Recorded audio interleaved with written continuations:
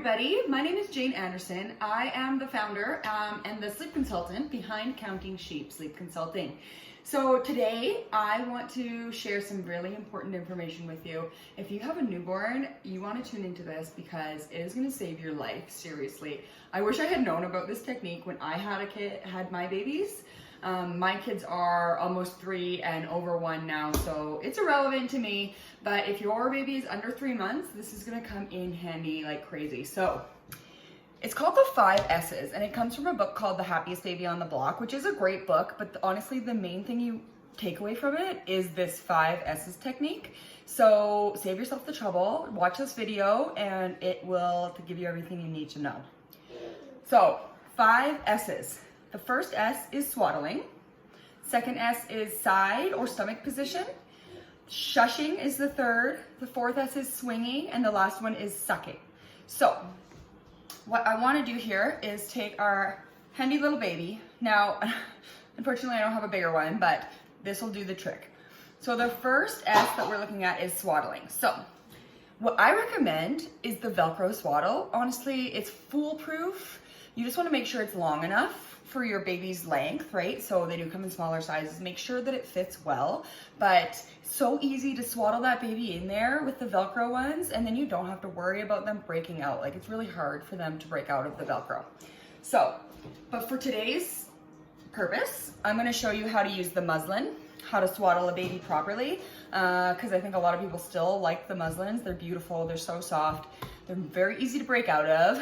So I'll show you how to do the proper technique. And if all else fails, get yourself some Velcro ones, but we'll start here. So I'm just gonna scoot you down so you can watch how I'm gonna swaddle this. Okay, got our baby here. So my muslin is really big, and most of them do come a little bit bigger. If you have a smaller one, you can just actually turn it so it's square instead of this way.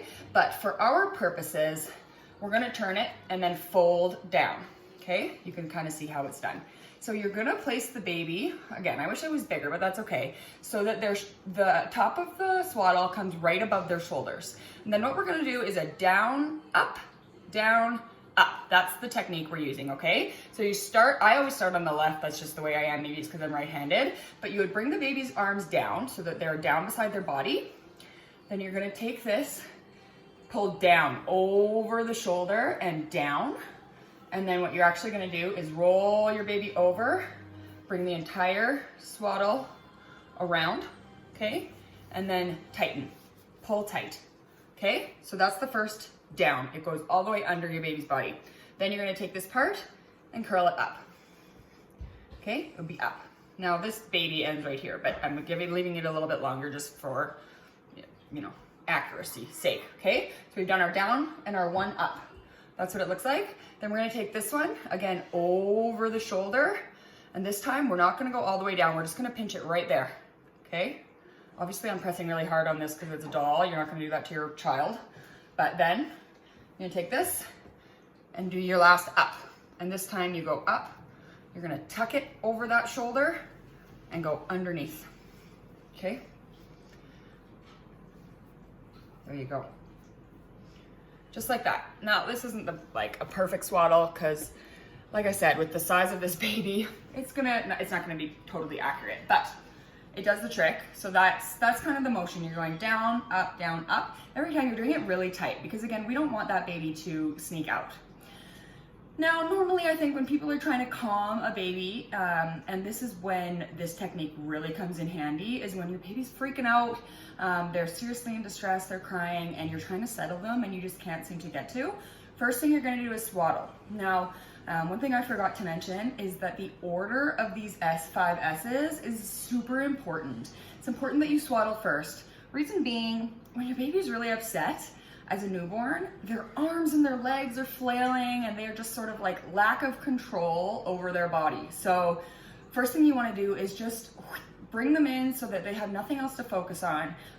They're not distracted by their arms because that can cause some frustration for them, as well as this just sort of makes them feel tight and warm and comfortable, just like they were in the womb, right? So the whole thing about this is that we're trying to mimic the womb because that's where they feel safest, okay?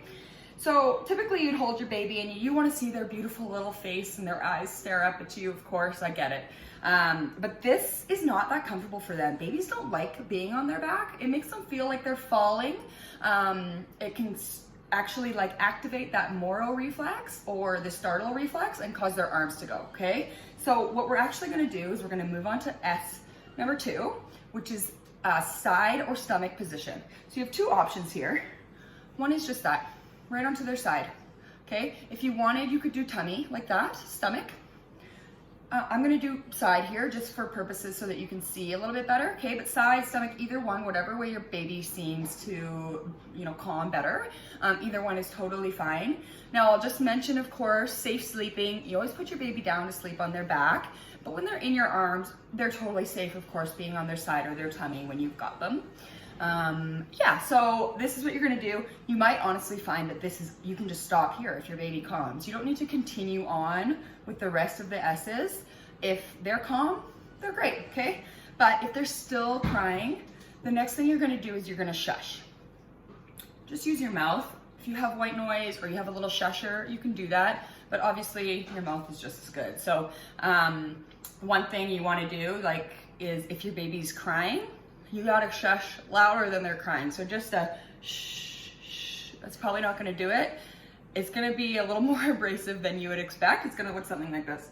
Shh, shh. So it's pretty loud. Louder than they're crying, right? Otherwise they won't even hear it. It won't do anything. Okay, if they're still upset, you'll move on to the 4th S, which is swinging. Okay. Now, we say swinging just because it goes in line with the S's, but it's not really swinging. It's actually more of like a jiggle, and it's not the whole body, it's more of the head. Again, what we're doing is we're mimicking the womb. So when you were pregnant, if you were running up the stairs or going on a walk, this is kind of very similar to what your baby was experiencing. So what you're gonna do is you're actually gonna take your hand, go under their head, and just this. Okay, move a little closer so you can see. Now, this is the doll, it's kind of rigid, it's a little bit harder, but when you're with your baby, you're not gonna hurt it. This is not don't worry about shaking baby, nothing like that. You're very safe, you're just doing a little bit of a jiggle, just like that. Now, lastly, if they're still upset, the last thing you're gonna do is you're gonna reach for the pacifier, okay? The 5th S, right, being sucking, so it makes sense. That pacifier is gonna be it.